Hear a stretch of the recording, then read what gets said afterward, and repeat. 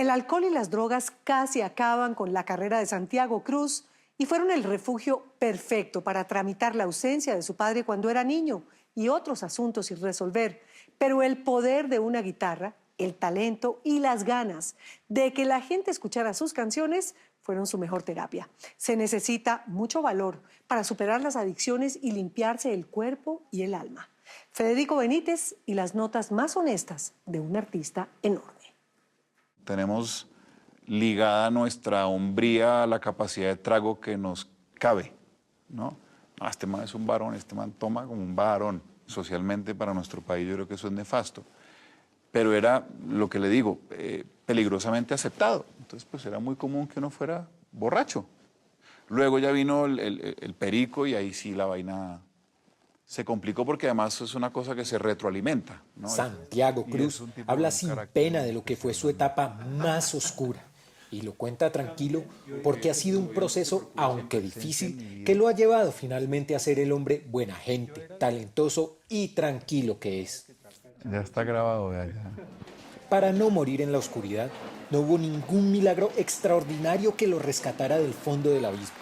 Simplemente su motivación más grande para salir adelante ha sido hacer la música que le gusta tocar y cantar, lejos incluso de la presión de las disqueras cuando le pedían que hiciera otro tipo de música. Al final, Santiago Cruz siempre se ha salido con la suya. Cuando cruces la puerta, deja atrás tus dudas y tus remordimientos. Yo creo que la gran virtud que yo he tenido en mi carrera ha sido la constancia y el mantener una posición ante la carrera, ¿no? Mantener una posición frente a su música no ha sido fácil para Santiago Cruz en una industria difícil y cambiante. No es rebeldía, es lealtad consigo mismo y con lo que de verdad le gusta hacer. Y si te quedas esta noche, y si me abrazas en la cama. Lo que yo he buscado, ¿no? Mantener mi posición y no por terquedad, sino como por pues eso es lo que sé hacer, porque nunca se trató de una cosa distinta a hacer las canciones que yo quería hacer. A ser colono de cada rincón, ser tu roca y tu viento final y comienzo. Empezó como artista gracias a una lesión que lo sacó del deporte y le puso en sus manos una guitarra. Y si te exploro, ¿qué? Y si te entiendo, ¿qué? Y si te siento, ¿qué? Yo tenía por ahí 12 o 13 años, jugaba vóley en el colegio, que fue mi deporte, y tuve un problema de rodilla, y entonces no podía entrenar. Mi mamá me preguntó, ¿no quieres aprender a tocar guitarra? Y yo le dije, pues sí. Entonces ella contactó a un amigo, Germán Guarnizo, y Germán fue y me dio un par de clases, y a partir de ahí ya me enamoré del asunto. Santiago nació en Ibagué hace 46 años. Tiene una hermana a la que adora. Es casado con María Paz Mateus, su cómplice de vida, y es papá de 2 hermosos hijos. Es hincha a muerte del Deportes Tolima y por sus 1,95 de estatura parecía tener más futuro en el voleibol que en la música. Pero mientras prestaba servicio militar, se dio cuenta que quería llenar estadios. Entré a prestar servicio militar y mi vida fue una antes de que me llevaran una guitarra y después de que me llevaran una guitarra. Ahí se partió mi vida en el ejército en dos. ¿Quién se iba a imaginar que su primer club de fans fueron 150 soldados que en medio de la disciplina castrense buscaban en la música de Santiago un escape? Me convertí como en ese rinconcito de sosiego de 150 pelados en ese contexto tan digamos, difícil y exigente como el servicio militar. Lo que pasa adentro. Luego se vino para Bogotá con su guitarra a estudiar en la Universidad Externado y no fue precisamente música. Hay como señal, pero no. Yo soy graduado de Finanzas, Gobierno y Relaciones Internacionales. Pero ese título casi no lo logra gracias a su apretada agenda de conciertos en los pasillos de la universidad, a capela, sin músicos y con su guitarra. Estaba la universidad y estaba la guitarra siempre. Y yo me la llevaba para la universidad y cantaba en las plazoletas. Y muchas veces me iba a clase de 7 y nunca entraba, me quedaba todo el día en la universidad, pero cantando en un salón, en una terraza, en un jardín. Cuando pensó que podría llegar a ser un diplomático, llegaron los bares y las noches bogotanas en donde pudo afinar su verdadera pasión. Pensé que el camino podría ser también Cancillería, ¿no? Irme por la carrera diplomática, por lo menos embajador de Ibagué, sí. Y mientras soñaba con ser un buen embajador de su querida Ibagué, intentaba estudiar, trabajaba en mercadeo en una empresa y durante las noches empezó a tocar y a cantar en un bar llamado Los Versos del Capitán. Yo tenía que estudiar, tenía que trabajar para ayudarme económicamente y tenía que cantar para ayudarme emocionalmente también, a pesar de que ganara 2, 3 pesos con eso, también había una necesidad emocional de hacerlo. Entonces, Los Versos del Capitán era de un personaje chileno que había huido de la dictadura de Pinochet y había recalado en Bogotá a finales de los 70, principios de los 80, estaba cumpliendo el sueño, porque además esos bares tenían su reputación, o sea, no todo el mundo iba a cantar allá. Aunque siempre ha sido músico, los bares primero lo formaron como empresario que como estrella de los escenarios. Junto con un amigo de Ibagué terminaron creando El Sitio, un bar que fue el lugar de moda en Bogotá hace algunos años, donde muchos de los grandes artistas que visitaban la capital colombiana remataban en este lugar después de dar sus conciertos. Qué lindo es oírlos cantar, gente. El Sitio empezó con Morris Rodríguez y ya aquí en Bogotá nos encontramos y me contó, oiga, voy a abrir un bar, lo espero ya cuando quiera. Y eventualmente cantaba hasta que un momento en un impasse de flujo de caja que tenían ellos, yo entré de socio y yo me consigo el billete que falta para el arriendo y entro al bar. Y tuvimos una historia muy linda de un bar que era primero para 80 personas, luego para 100, luego para 120 y luego terminó siendo para 600 personas y uno de los bares emblemáticos de esa época de la noche bogotana. Era como el lugar para ir y las disqueras llevaban a los artistas allá porque sabía que la banda se iba a saber algún tema, servía de herramienta de promoción. Joven y exitoso en el mundo de la rumba bogotana, Santiago Cruz empezó a perderse en el mundo del alcohol y la droga. Yo creo que está. Yo estuve en el Sitio de los 22 a los 30, más o menos, que también es una combinación Eso es un cóctel peligrosa. Esa combinación peligrosa creó un cóctel molotov con alcohol y drogas que incendió la vida de Santiago. Fueron muchos menos años de consumo de perico que de alcohol, pero fue muy fuerte y sobre todo me hizo mucho daño, ¿no? Como que salió un ser ahí que era muy complicado de manejar. Y ese personaje estaba ganando la partida. Ese personaje que estaba ganándole la partida a Santiago y que salió a flote con el licor y las drogas era un ser escondido que se formó en su infancia por los problemas familiares. La culpa no la tiene la sustancia. Hay un tema interior que es la verdadera causa del asunto. O sea, no se trata solamente de dejar de consumir, sino se trata de verdaderamente encontrar la razón por la cual uno consume.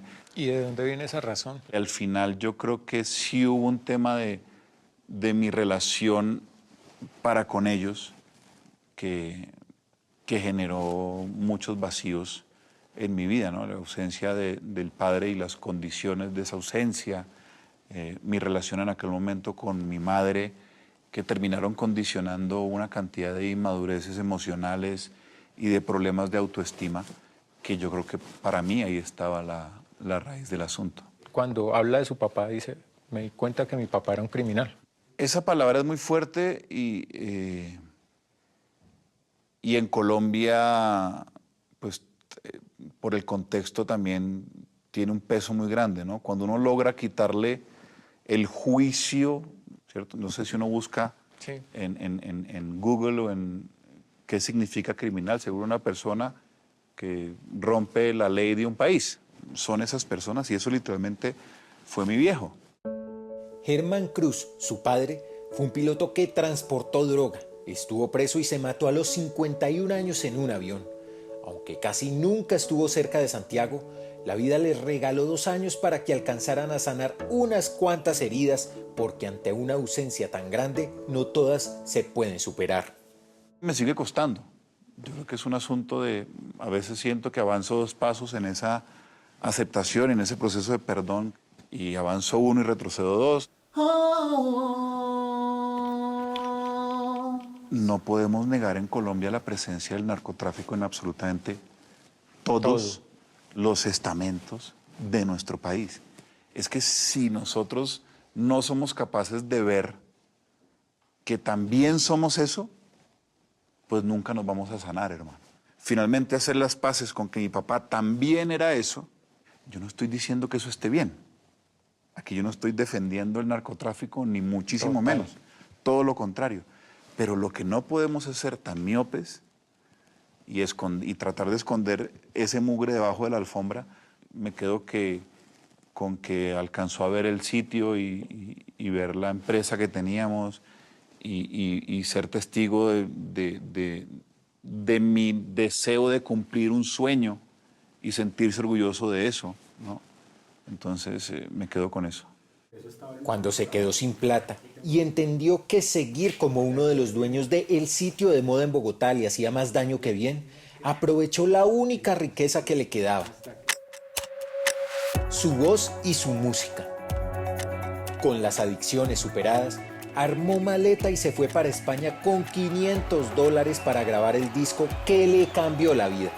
Dejó de ser empresario para convertirse en músico de tiempo completo. Fue como una apertura hacia mi música muy linda, especialmente en ese tercer disco, ¿no? Además es un disco, por todas esas condiciones, es un disco irrepetible, ¿no? Muchas veces le dicen a uno, oiga, usted no vuelve a hacer un disco como Cruce de Caminos, ¿no? Y yo pienso, pues que es imposible. Sí. Es imposible volver a hacer un disco así, porque hay una cantidad de ingredientes de cómo se construyó, de todo lo que implicó emocionalmente y psicológicamente la rehabilitación, de lo que implicó la construcción de ese disco, el esfuerzo, el buscar la plata, el irme a España y todo ese rollo, que después era imposible de replicar, por suerte.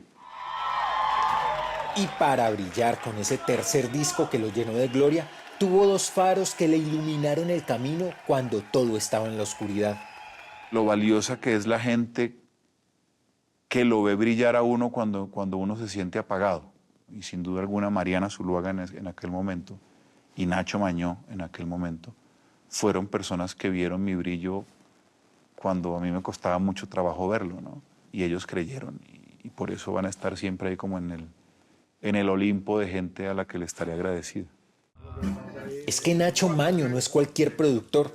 Trabajó con agrupaciones como Presuntos Implicados o cantantes como Alejandro Sanz y hasta Armando Manzanero. Creyó tanto en Santiago que sin conocerlo y así no tuviera un peso en el bolsillo, no dudó en producirle su disco. Y uno se encuentra por suerte gente así en el camino. Yo me he encontrado por suerte con gente así en el camino. Fue así que llegó a firmar con disqueras de la talla de Sony Music y ha estado nominado 4 veces a los Grammy. Todo esto se lo agradece a lo que ha sido su vida, con cosas buenas y malas, con alegrías y mucho dolor, pero al final Santiago lo ve como un camino bonito en este proceso que hoy lo tiene donde está, sobre todo que está tranquilo. Al final es un ejercicio de aceptación, ¿no? Incluso de las esquinas más oscuras de las que nadie habla. Sí. Hay una frase que mi esposa me enseñó muy interesante que dice: si uno después de los 30 le sigue echando la culpa a los papás, perdió la avenida. Y muchas de esas heridas se convirtieron en música o en historias como las que cuenta en su libro y en unas ganas inmensas de mirar a la gente en sus conciertos porque siempre agradece a quienes le dan su tiempo para escucharlo cantar. Yo he tenido la fortuna de tocar en auditorios grandes para mucha gente y como que siempre busco de alguna manera conectar con alguien de la manera en que uno conectaba cuando tocaba para 20 o 30 personas en un bar.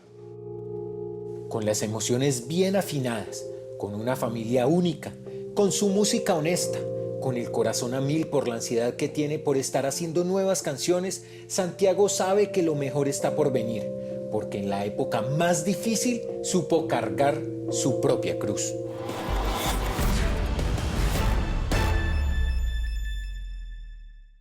Como resumir su vida en una sola canción era imposible, escribió Diciembre otra vez, el libro con lo más íntimo de su vida como hijo, como hermano, como esposo, como padre y, claro, como artista.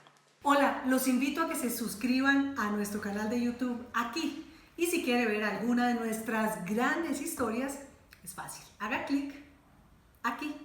Chao, nos vemos.